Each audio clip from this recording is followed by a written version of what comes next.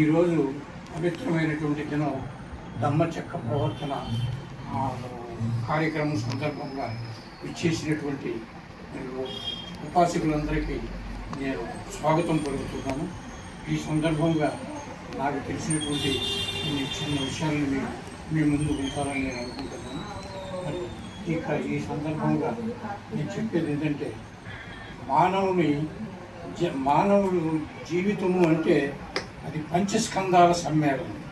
పంచస్కంధాల సమ్మేళనం అంటే అది నీరు, మట్టి, గాలి, వేడుల సమ్మేళనం.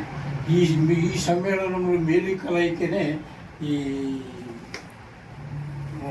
మానవుని రూపకల్పన జరిగిందనేది బౌద్ధము చెబుతున్నటువంటి ధర్మం. సో ఈ సందర్భంగా ఈ రెండు మాటలు నాకు చెప్పే అవకాశం కల్పించినటువంటి మీకు అందరికీ ధన్యవాదాలు తెలియజేస్తూ అందరికీ